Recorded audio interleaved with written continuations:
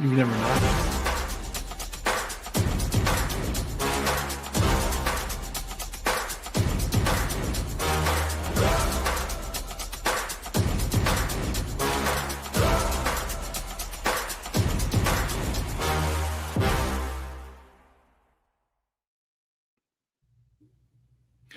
Hey everyone, welcome in. BetSports Golf finally here. 2025 Ryder Cup, 45th edition, the black.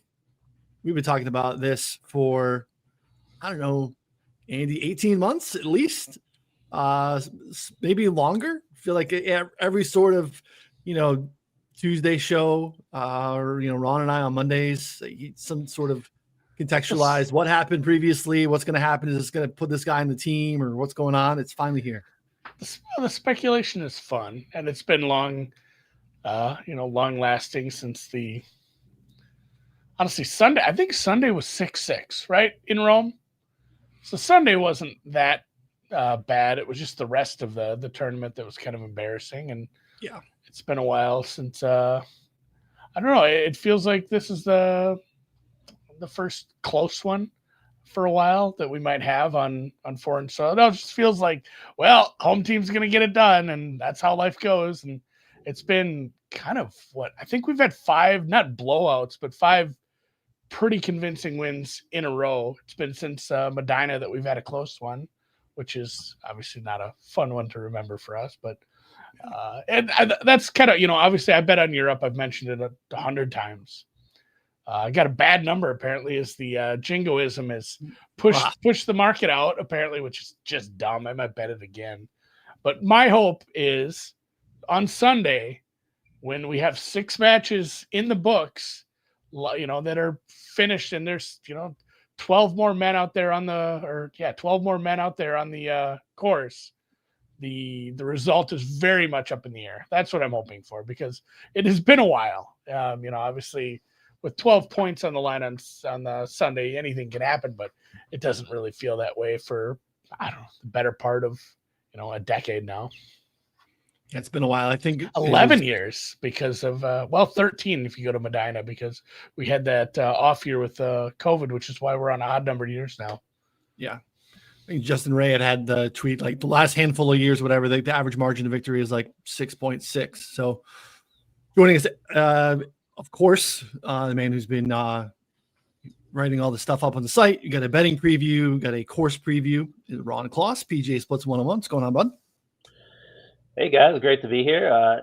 Yeah, I think for me, I remember my younger years, I was never into the Ryder Cup as much, but recently, obviously covering golf in more detailed form here. Obviously the anticipation has been building, and I think just the hostility, from the last one in 2023. I think add New York to the factor. I just think the potential for some outbursts, for some eruption, for some drama. That's what I'm looking forward to. And yeah, I agree with kind of what Andy said. I don't foresee any type of blowout, or the margin, 6.5. I don't think it'll be anywhere near that. I'm expecting something really close, and maybe a little disappointed that they're taking some of the teeth out of Bethpage, but again, that's kind of the American strategy. That's the blueprint. So I think that is to their advantage, and I'm sure we'll get to that as we talk here.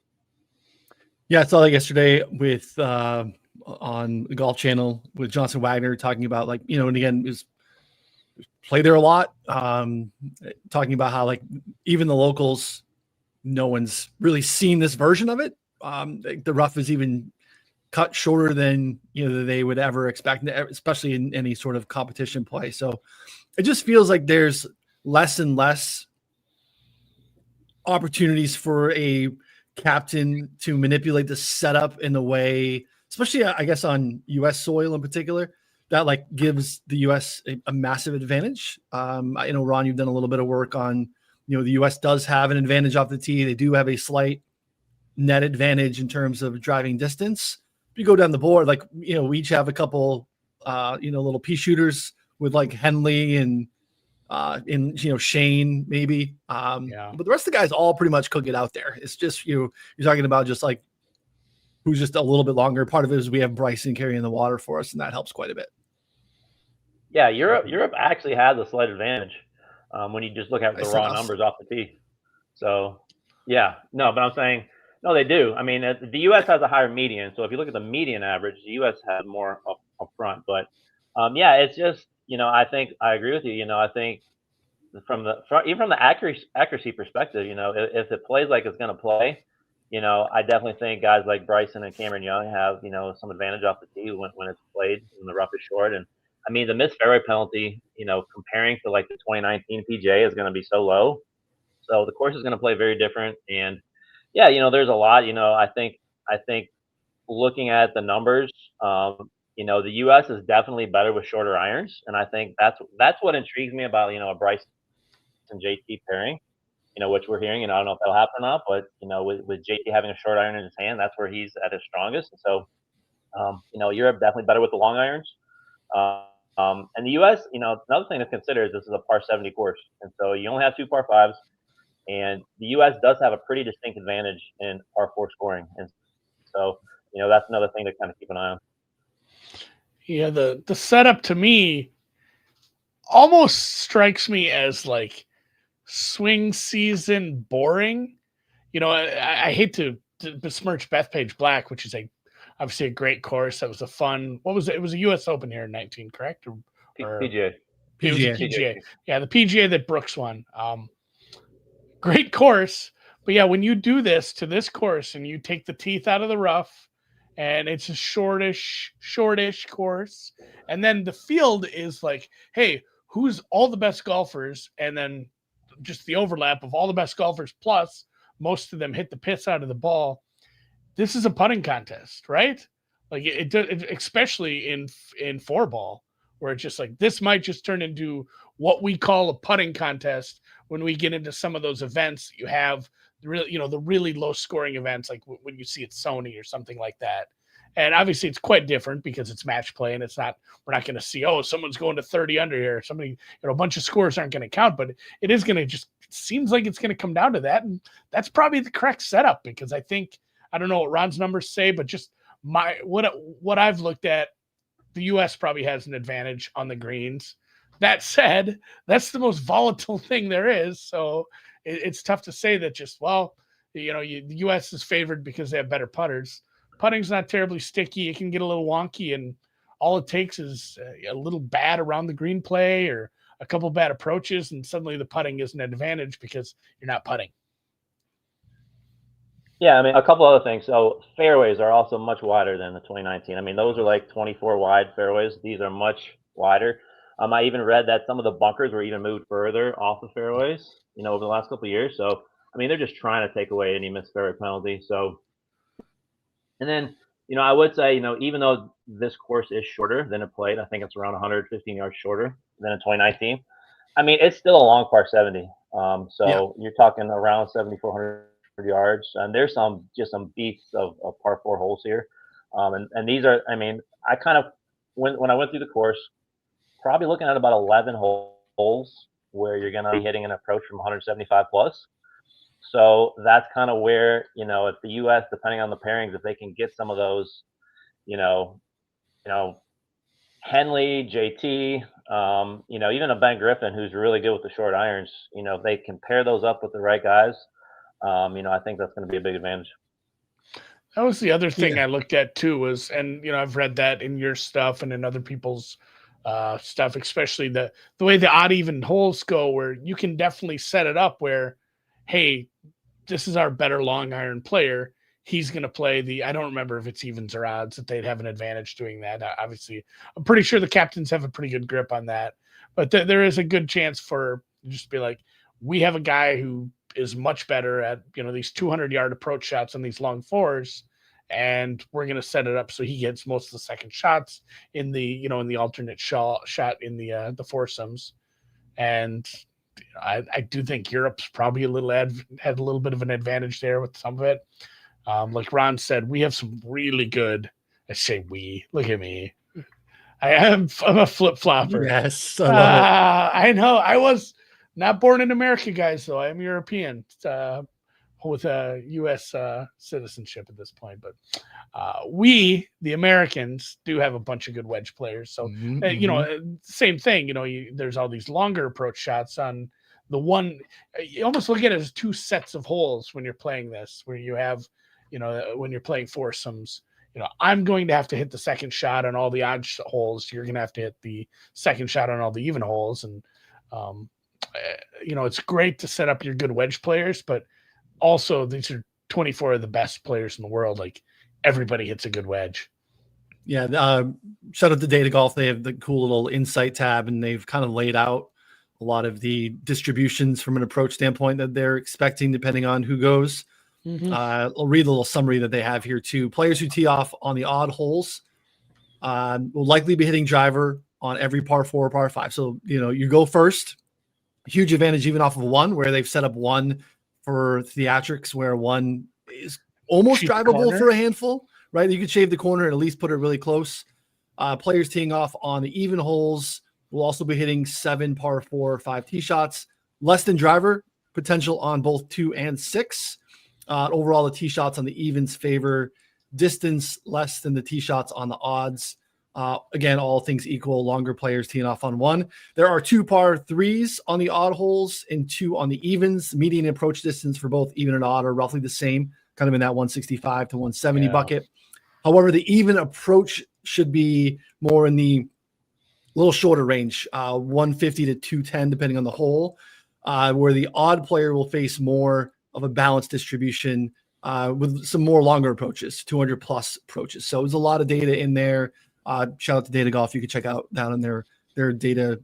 They have a tab, they have a bunch of stuff, optimal pairings, which don't feel like anything that we've been rumored to see based off of practice rounds, historical trends with any of these repeating guys, but they've just kind of laid out this data and how that kind of equates to the math and who they should be pairing people with. So it should be fascinating.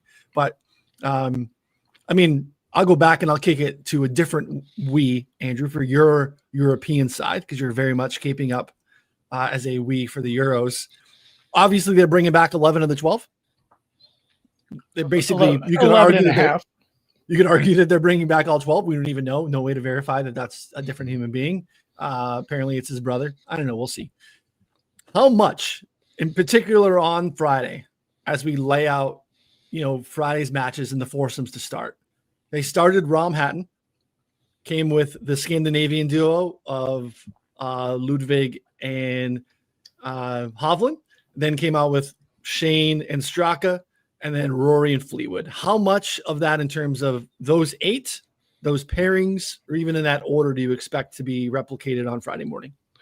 It seems like similar. It seems like we're going to be pretty similar for Europe. I know he'll probably mix it up, and some of the practice stuff has made it look like there might be some mixing it up. But I mean, the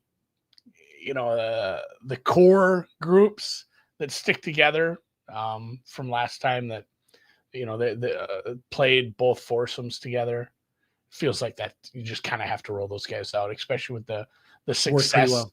Yeah, the success you had in Rome with the foursomes, and the fact that you're basically nobody aged out or is playing poorly and needs to isn't here. The fact that you can just roll them out again. I think what Captain Donald does is maybe mix things up a little in 4 balls. And that's where I think some of the people are grasping at straws, trying to guess based on practice rounds. Like the thing is, you really want to be practicing together if you're going to be a foursome partner, because that is your alternate shot. And there's a little more of I'm doing this and we're doing this and we are a team here. Whereas, people are like, well, they didn't practice together. It's golf. Like, and you're playing your own ball in 4 balls. Like, I don't know that you need to be playing 5 practice rounds together to be a 4-ball partner with someone. It might just be, this is the optimal path we've lined up for. Here's how we think this person plays on each of the holes. And here's, their weaker holes pair up with somebody else's stronger holes. And, the overlap is perfect for us. And, the amount of data they're using for this, I'm guessing it's a little heavier in that 4-ball format. And they're saying, both captains are probably looking at that. What's just the optimal pairing to get the lowest, not aggregate, but you know what I mean? Yeah. Lowest 4-ball scores in those. And I think 4-ball stuff is going to get weird. But the biggest qualm I have with the discourse on the Twitter timeline is people are saying you can't do this and you can't do that, and a lot of it is around rookies. Like, oh, you can't throw a rookie out with him, or you can't put a rookie out in the morning with this guy, or oh, somebody said JT off the tee with a rookie. Like, JT has the most experience of any U.S. player. Yeah, well, they just said if he's squarely off the tee in foursomes, and then you have a rookie with him, that's not ideal apparently. But at the same time, like, these rookies are all very good at golf, and Luke Donald didn't say, oh well, this kid was in college 3 months ago. Maybe we shouldn't have him play too much, and maybe we don't want to roll him out there. And obviously, we saw how that went for Bear. Like, you need to be able to play your rookies. They're on the team for a reason. If you didn't want them on the team, we can select some. I guess some of it is out of their hands if they qualify, but these guys are on the team for a reason. So some of that seems silly. Yeah, I mean, I'm not necessarily buying those reports. That we've heard a little bit today about no rookies going off first. I hope so. Friday. Yeah, I mean, that would be. I just can't imagine that Keegan had a front row seat for what happened in Montreal.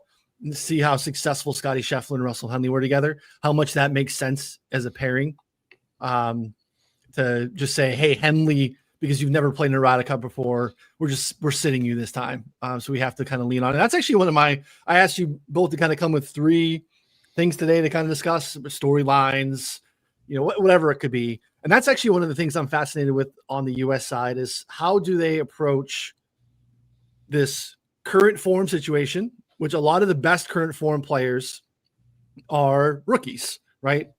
In terms of Spawn, Griffin, even Cam Young had a fantastic summer. It was a great fit versus some of the experienced guys, right? With JT not trending well as of late. Colin, obviously, we felt like, had a real shot of not even being on the team. So, how do they approach the veteran experience versus, the rooks? And I'm really hoping it's just, let's lean on the rooks. I mean, I think JT should be out there a bunch. I think he's a really, really important piece for the U.S. side, Ron. Love to get your thoughts here. Obviously, the data is not in favor of JT as of late. Like, we all went to Napa. JT played poorly. I believe he was the worst of the bunch, right? So, of the recent form that we have. But he loves this moment. He's a little bit of a rah-rah cheerleader guy.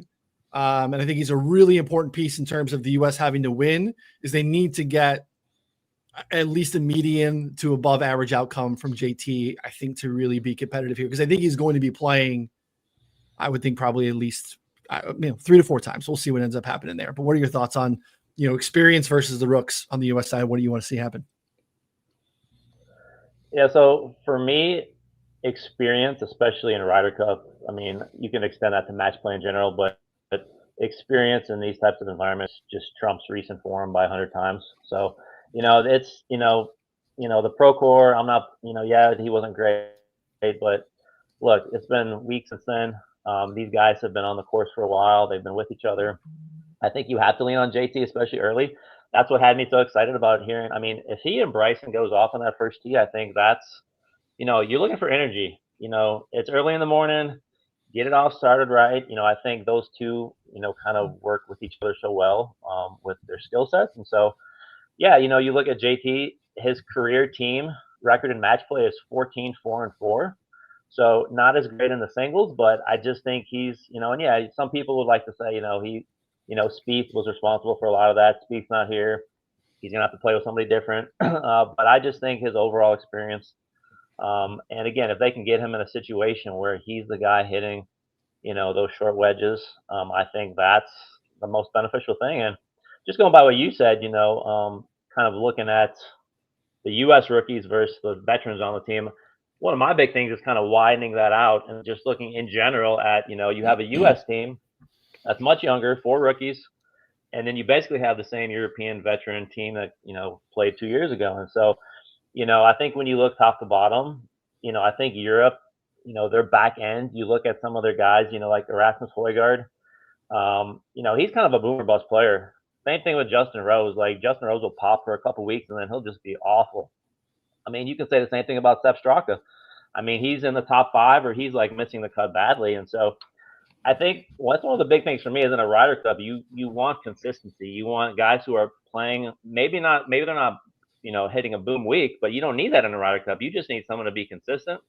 And I think that's one of the advantages the U.S. has is they have a roster of just consistent guys. You look at even the young guys, the J.J. Spawn, Ben, obviously Ben Griffin's had a great year, but, Russell Henley, I mean, these guys are just not winning every week, but they're getting top 10s, they're top 20s. And so I think that consistency compared to, the European nature of kind of more boom bust is kind of what you want this week. I've thought about that too, Ron. That's interesting because the boom bust thing is weird in golf because of how we watch golf with stroke play. And I think and I didn't get a chance to dig into this enough, but there's different kinds of boom bust players. There's like JT in his slump when he wasn't actually playing that bad at golf. He would have all these blow up holes where he would have, there's a 7 and he had a 7 and a 6 on the card and and then he'd miss the cut. And in match play, that's actually not so bad. Because if you're the kind of guy who just fucks up bad on 2 or 3 holes, you can still win a match play match. Whereas there's the guy who's cold and he's not competing because he's just not scoring. A guy goes out there and shoots 71 and misses the cut by 1 on a tournament like that. That's the kind of guy who, that's not going to cut it in the Ryder Cup, obviously, because you need, especially here, how we have it set up. So I kind of want to dig in because I'm on the same page with some of those guys where they've been hot or cold, but I want to look into, a little bit more of the volatility, especially when we're looking at foursomes four ball. And it does sometimes feel like 4 ball is a bit of a momentum game too, where there's just one guy sometimes does like 80% of the scoring in those. Which is like, hey, you know what? We take 2 chances. We have 2 guys out there, and one guy is just flushing it today, and that's life. And he's got us 4 up through 8, and the other guy is he's out there just in case. So it does feel like there's a volatility factor that matters quite a bit in match play. And I don't know, it's interesting because at the same point, back to the original point, I think if you don't see the rookies out there a lot, that's how the U.S. loses. And so if like Morikawa plays 4 times and we don't see more BG, I think that's going to be a bit of a problem for me. I agree. I could not agree more. I mean, those guys I think are both fits and playing better golf. I struggle with this because I looking at match play through a different lens than normal stroke play, I think is super important. And we used to do this when we would like try to handicap, the match play event in Austin.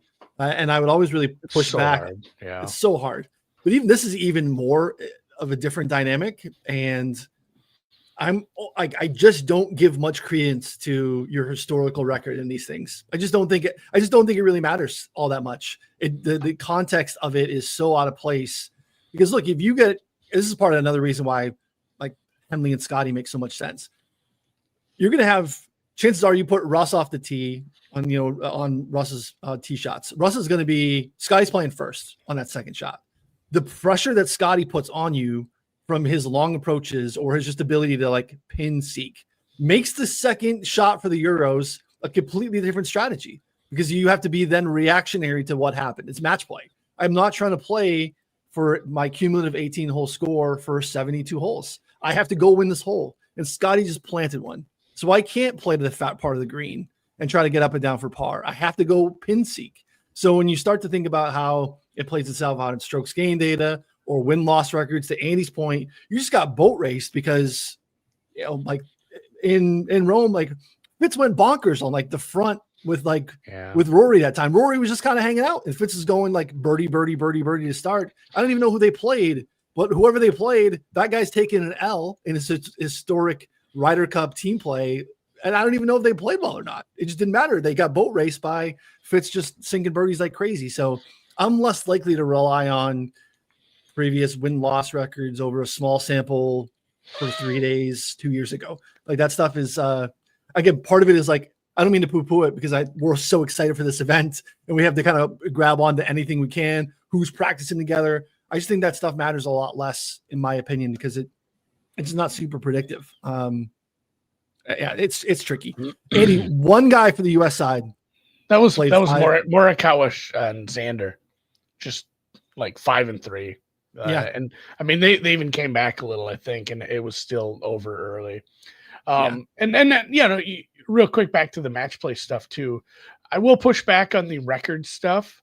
I'm not strong believing in like the records and like Tiger Woods. You can have that whole conversation about his record and match play, and some of it was who he got paired with. They paired him with bozos because everyone was afraid of him. Yeah, and then in playing with him, and then who he played against. I will lend some credence to the record for a partnership.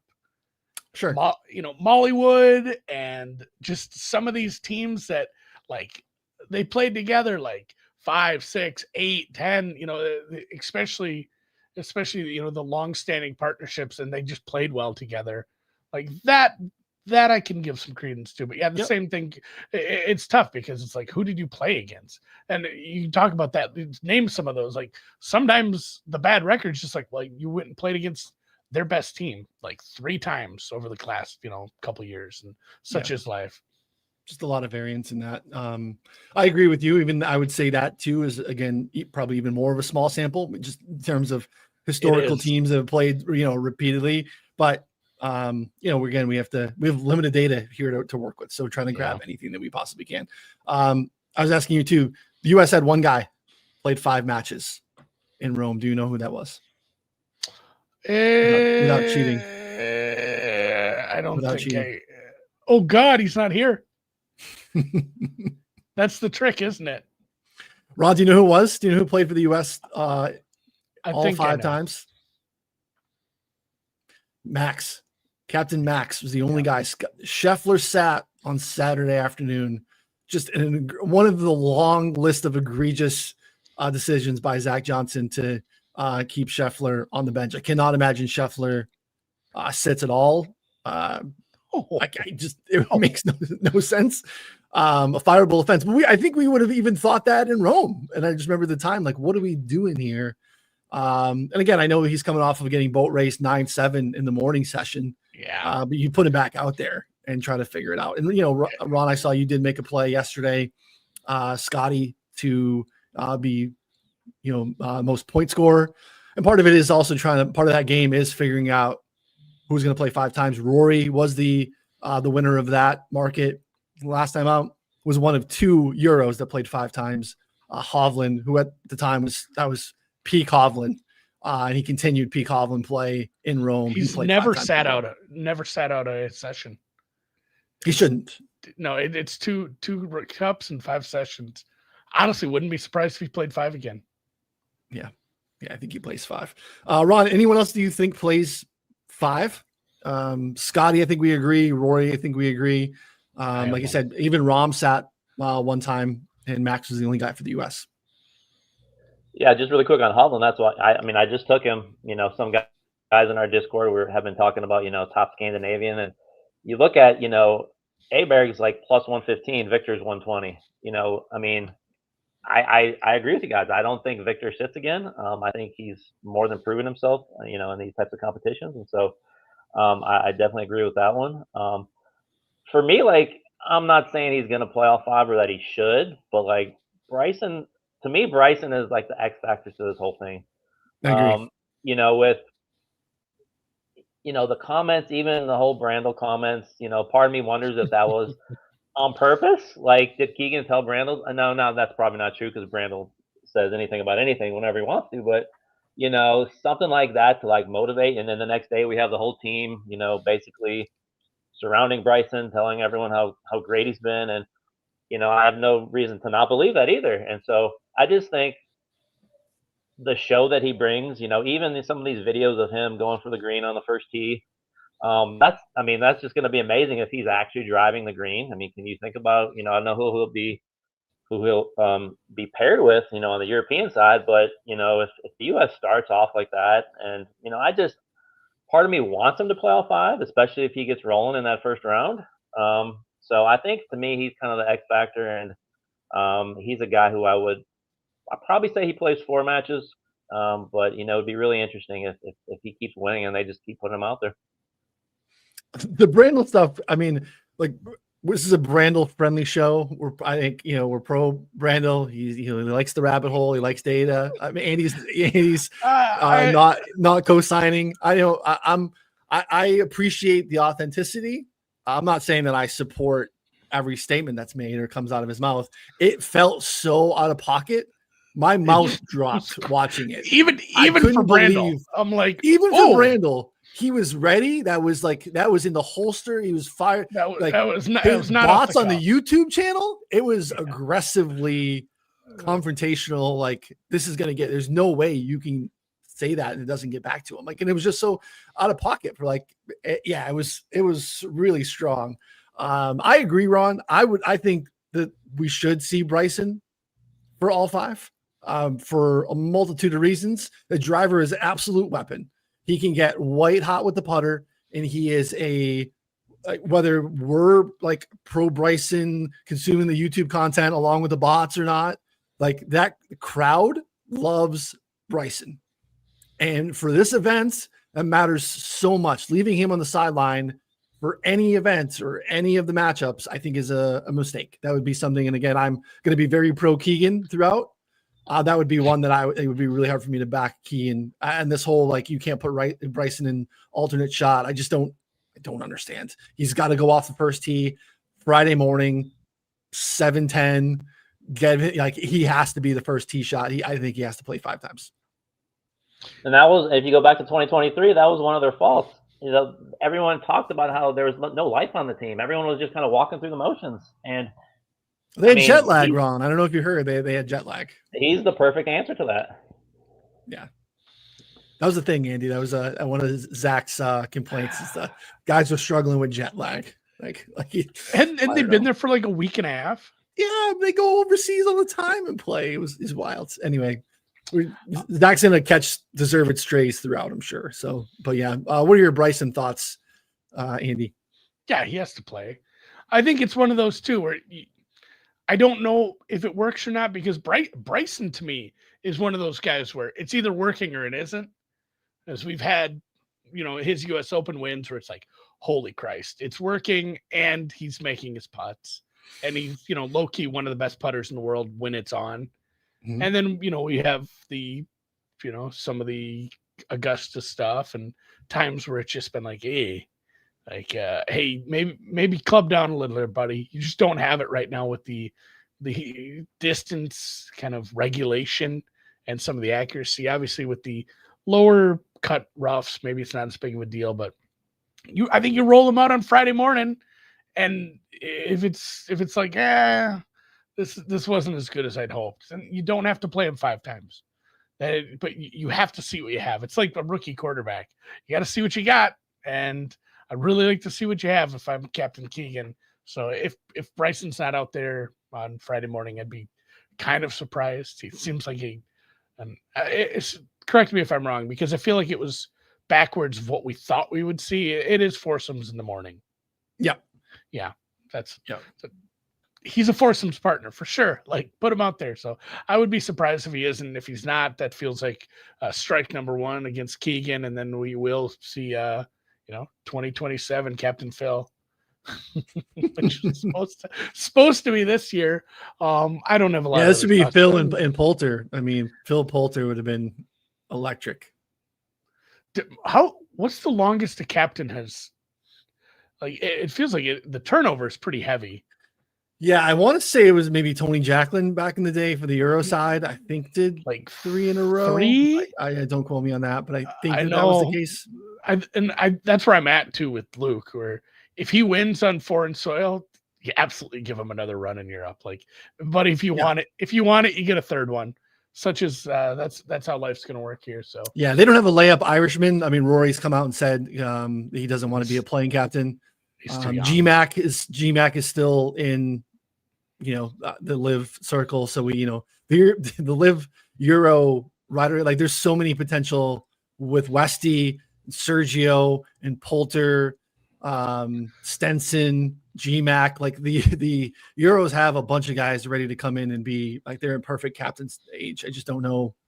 There's been some Justin Rose chatter too for 27. So I could see Justin Rose as that would be great in 27 or 29. The Rose captain content would be absolutely electric. Pretty good. It would be electric. For me, it's that or Darren Clark. Yeah, Clarky. If he's, well, I think he should be on the squad as like a vice captain or something. Yeah, I can see that. Real quick, I talked to Cal a little about DFS, and I got to thinking about optimal. I don't have information on optimal from 2 years ago. Really small sample. I don't know if that's useful anyway, because we had the blowout, and I think you needed to probably be, if you didn't have Abear, if you didn't have Hovland, if you needed to have those names. It probably needed to be a 5-1 with Oma in it or something. But I did go look at the scoring. There's no points for winning the Ryder Cup. So I'm pretty interested in going 3-3, and I'd like to hear from the DFS community on that, how they're building it, because it's kind of like showdown football, honestly. The guys who get heavy into showdown NFL standalone Friday or Thursday night, Monday night games, where you decide, am I going to 4-2 with the underdog? Am I going blowout game 5-1 if I'm building balance? But I think I'm going to build some 3-3s between Europe and USA, and then a couple of 4-2s. And just like Ron was talking about, with some of the points betting, you're kind of guessing who plays the most, because you get, all the scoring is just based on it's holes won plus holes tied. You lose a little bit for losing a hole, but it's almost like Stableford. You don't lose as much for losing a hole. You actually get bonus points for every hole that you don't play as a winning team, winning group, and then obviously still get birdie streaks, and then no holes lost in a match bonus plus 7.5. I think that's probably hard to grab, but I suppose it can happen. So it kind of just feels like finding guys. If you're not playing showdown, it's finding guys who are absolutely going to play 4 times and hopefully 5. And I'm kind of on the Cantlay train. Like, he has the obvious foursome partner, but I think he plays at least one of the 4 balls as well. I think he plays 4 times. I did look at his price for top US scorer. It just probably wasn't enough for me. Yeah, he played 4 times last time out. I've thought of DFS. I'm sure, Ron, you've done a little bit of thinking here. Any thoughts to expand on Andy's strategies, or what you got? Yeah, this DFS for match play is a whole different animal.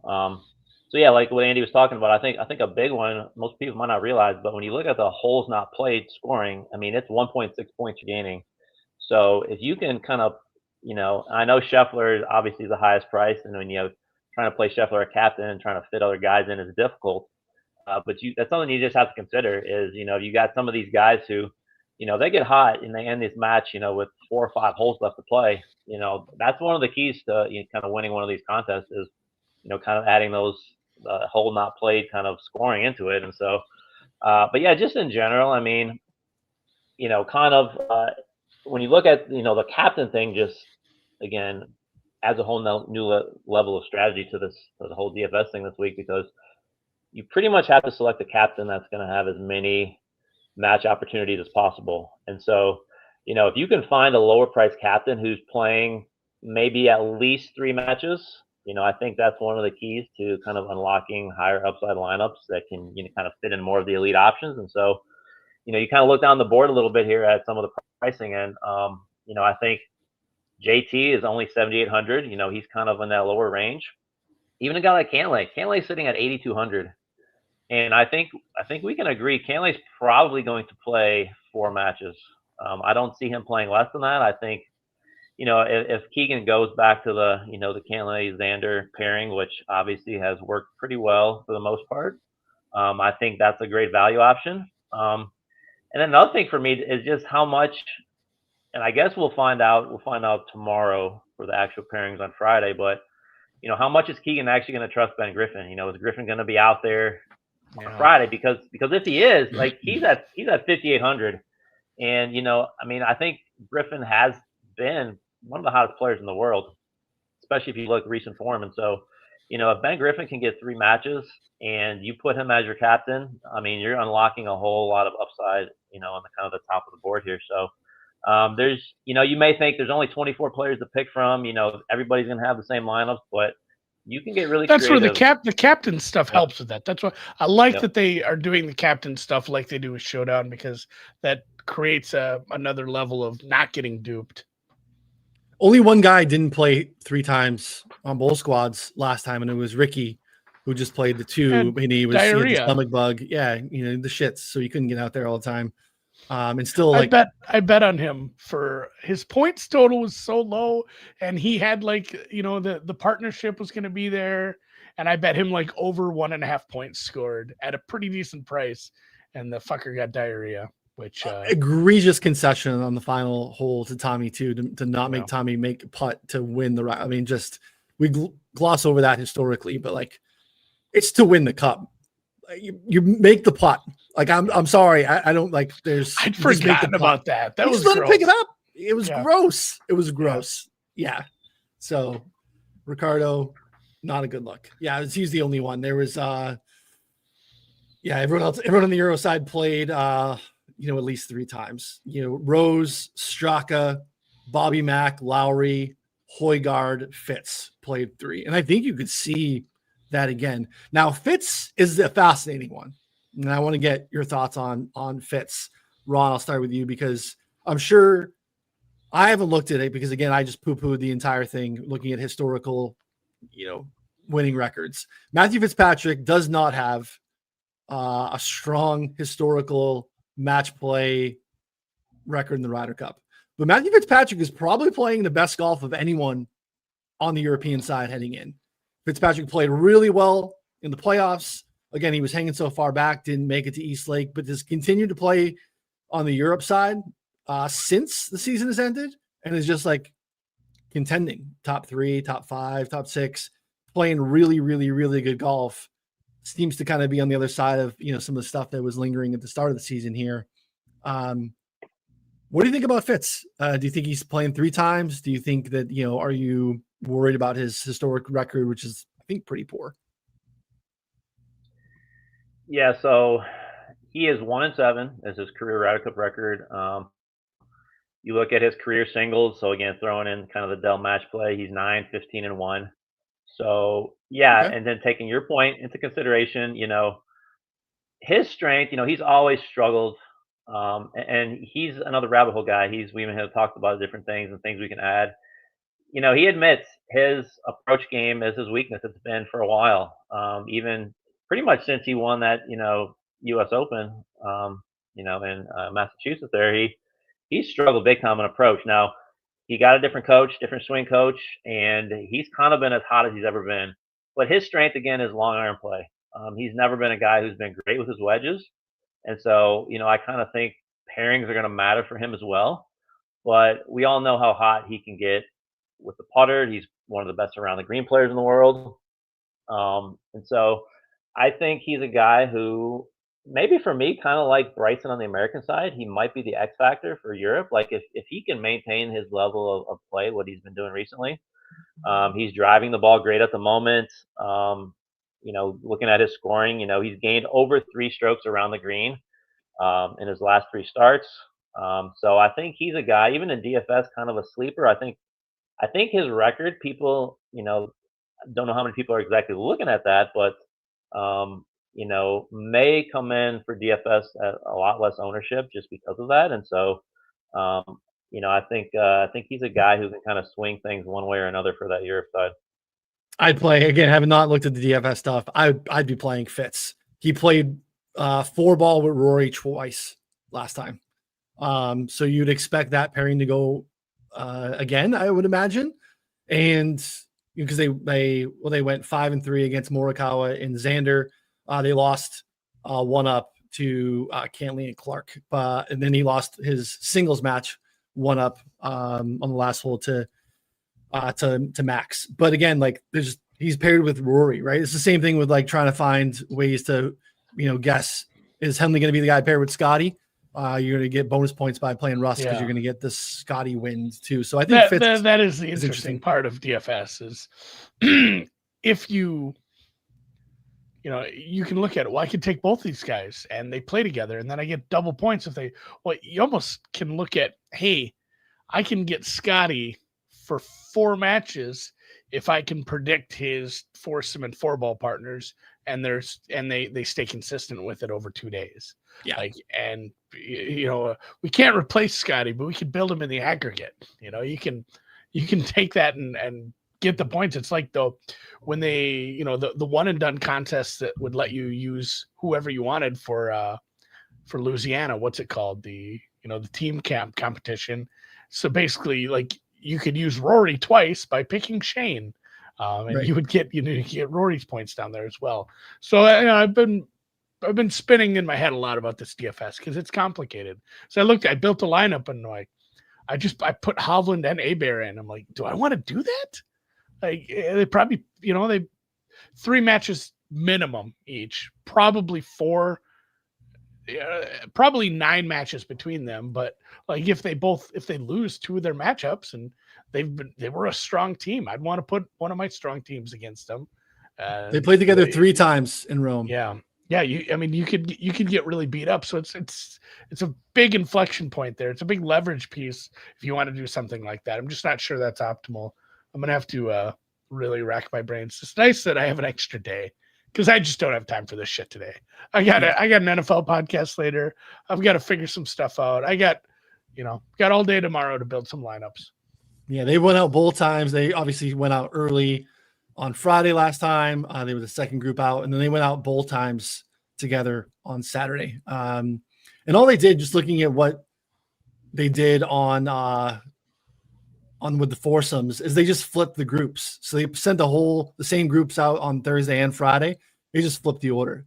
So that means on Friday morning, we should get either Rom and Hatton versus Bryson and whoever, whether that's JT or Cam Young. I think Cam Young also makes a ton of sense either way. He's not the rah-rah guy that JT is, but he's a local guy, course history, familiarity. Like, those 2 things make a ton of sense. So we're either going to get Rom and Hatton against the Bryson group, or we're going to get Rory and Tommy.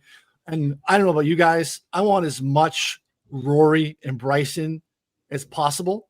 I think it's the best theatrics. Rory, again, taking shots kind of out of pocket on Bryson. Again, I want as much of that theater as possible. It's the only thing I don't like about the Ryder Cup compared to the President's Cup, whereas the President's Cup is like, you shoot, we shoot in terms of pairings, so know who you're matching up with. It's a blind release basically on for pairings here, where it'd be so nice where you just strategically be like, hey, this is what we want to see happen, which is going to be pretty fascinating, because again, we know some of the trends here as well. Look at Ron has turned into that guy from Home Improvement. Now we put a question on the screen, but good question here. Do you find the choice by Keegan to lead with foursomes odd, given how Europe, No. Europe was Europe. US, Rome was Rome. If you look at the last 4-6 home Ryder Cups, the U.S. has a winning record. I believe in the last 6 Ryder Cups, the U.S. is 21-11. And the U.S. The players on this team, it should be a good alt shot team. And so you do it in the morning, you do it in the afternoon. It doesn't matter. If they don't win the alt shot, they're not winning it anyway. Like, if they go out, it doesn't have to be 7-1. But I mean, if it's like 5-3 an alt shot, I don't love the U.S.'s chances. You gotta win 5 of those. You gotta take 5.5 points in the alt shot. It feels like, because it seems like a spot where we should have some advantages, despite getting spanked over in Rome. And some of that, I think, was jury's still out on Keegan, but there's just no world where Keegan is worse than Zach Johnson. I don't think that's a thing. That's just not a possibility. He would literally have to like purposely injure one of our players for me to power rank him below Zach Johnson. He knocked out Scotty's tees. He's had an orthodontist right now. Can't play.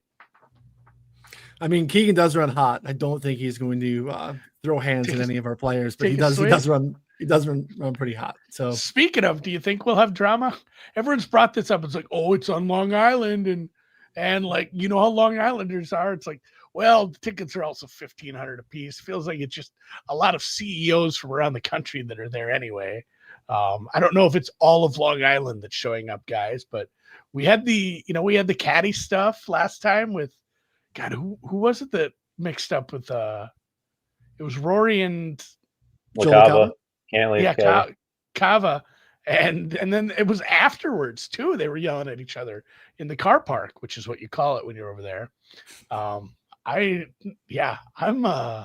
I'm interested to see if we get some of that, because that's the fun part. Like, that's where I love Patrick Reed on Ryder Cup teams. I love the drama stuff. That's where I hope Bryson isn't a big fucking goof. Like, he will pump the crowd up. I don't want PG rated Bryson. I want him, like, that's part of this competition, is getting in the heads of your competition and, like, psyching them out a little. So you need some of that. If Bryson and Rory are against each other, I guarantee you something will happen, because Bryson will say something and Rory will. I mean, Rory seems to me like, after the year he's had, he really doesn't care what he says right now. Like, he's just letting it fly. And I think in the heat of the moment, we could see something. I mean, look, it was a fantastic theater at the time. And of course, the hubris that comes because you just won. Rory banged the table in the post presser in Rome and said, "We're going to Bethpage and winning."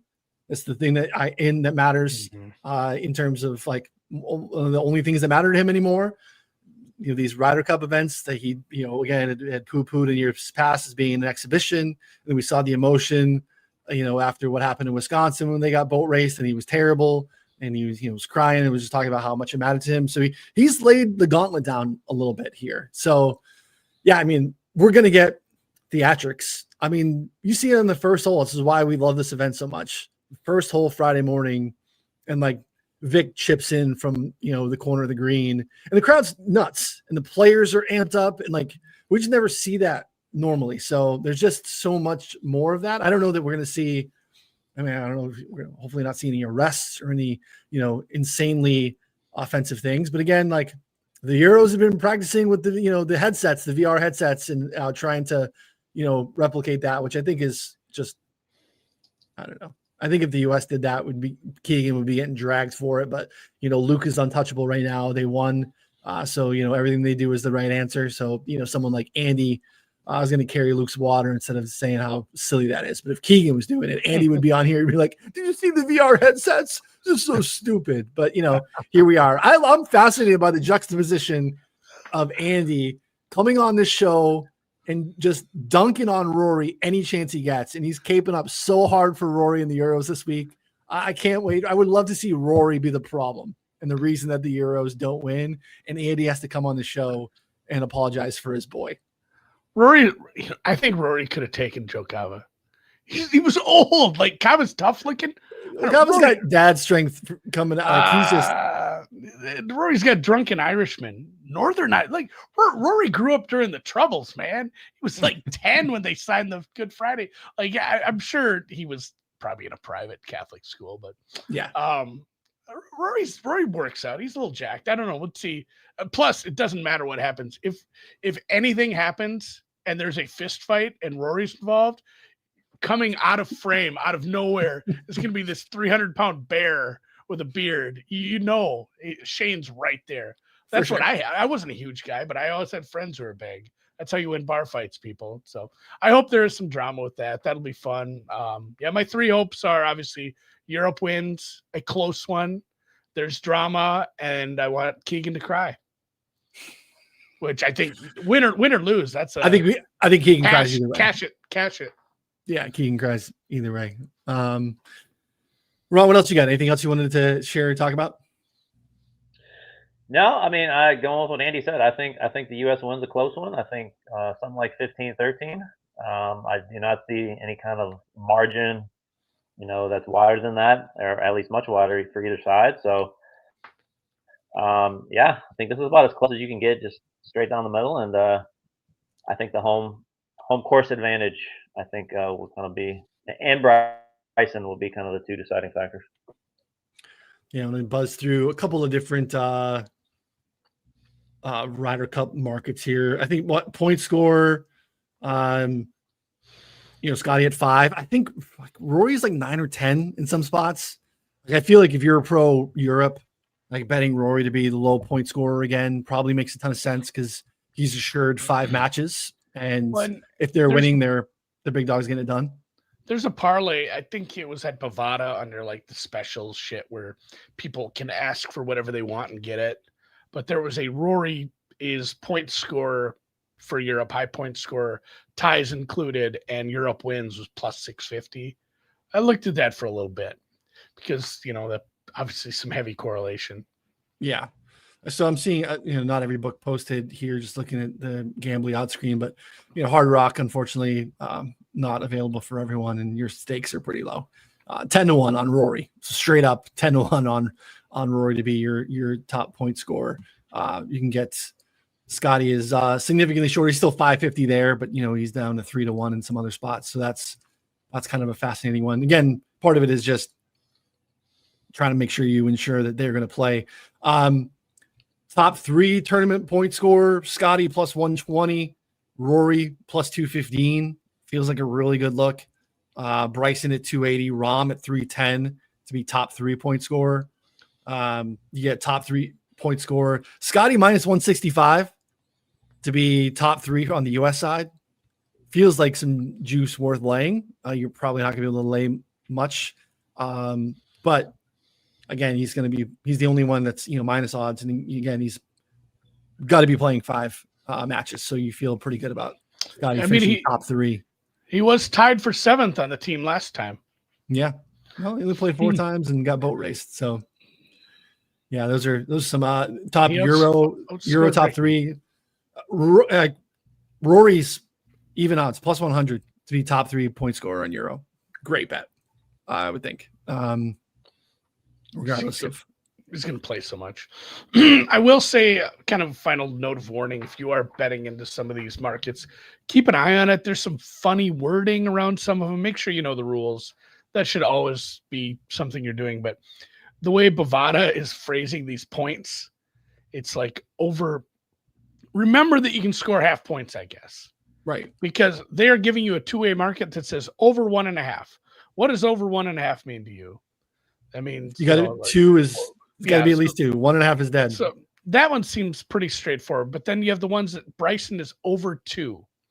So in that, it feels like when you're betting an over 2 in anything, you always feel like you have that safety net of the push. But it is actually like a Asian handicap. This is like a 2.25 because the other side of that bet is under or exactly 2. So over 2 is 3. Is 2.5. You would need to score at least 2.5 points there. So kind of keep an eye on that because you don't have pushes in most of these markets because they can make a different market in a spot where there's half points allowed. Yeah. Yeah. There's some off-market Henley to be the top US rookie scorer. Not widely available books, unfortunately. Because again, that's the Scotty pairing piece, which I think makes a lot of sense. Cam Young, Ben Griffin. JG Spawn plus 550 on FanDuel to be the top US rookie scorer. I just don't feel like he should be significantly longer than everyone else. But again, I took a little punt on him to score 3 or more points at 4-1 and 4 or more points at 14-1. I think he's going to play a bunch. I don't think they leave him on the bench much. It doesn't seem like a prudent strategy. It'll be funny when he's just not out there at all on fucking Friday and a bet's dead. Yeah. All right, cannot wait. Appreciate everyone hanging out with us. Check out the rabbit hole. New additions on the site. New around the green data, breaking down the frequency of around the green stuff from the rough, from the short grass. It's something that a lot of people have asked for. I think is fantastic. We tried to poll your thoughts on whether the DP World Tour data would be something that would be of interest to you. I think most of you would say yes. But in terms of, let us know in the chat if that would be something that, hey, look, I just consume the free content. I consume, Ron's Twitter feed, the YouTube channel, but I don't subscribe to the site. But maybe if you had DP World Tour data, I would. Let us know in the chat. We would love to hear from you. So I appreciate it. Go USA. Go Keegan. Euro should not be plus 170. But I really hope that the US gets this done. The 170 is insane to me, especially with everything that we just handicapped, this being a pretty pretty much a coin toss. I understand that, betting markets and, people that are handicapping this modeling are going to tell you that home field advantage in a Ryder Cup is about as strong as it gets. That feels more than baked into the number at this point. But I have some Euro side. I'm not laying any juice with the Americans, but I will be waving the flag for 3 days as much as I possibly can. And also just the way the scoring works, there are 14 points available for both sides if it were even. So like you can't win by a half point. You can win by 1. That's very rare. So like if you do like Europe, there's handicaps out there as well. Europe -1.5, 2-1. Europe -2.5 is where was that one? I mean, 3.25 for -2.5. Like once you get to a certain point and the cup is clinched and you have some dead rubbers out there, things can get a little weird, and that's why sometimes these scores are maybe a little more lopsided than they often should be at some point. So I know everybody wants to win their matches. They're not just going to stop playing, but if you do like one side or the other, I'd consider laying some extra laying points, I guess. You can get, USA -3.5 plus 185 if you think they take care of business at home here. Yeah, good point. All right, BetSports Golf, wherever you listen to podcasts, BetSports Golf here on the YouTube channel. Good luck with the bets this week. Thanks, everyone.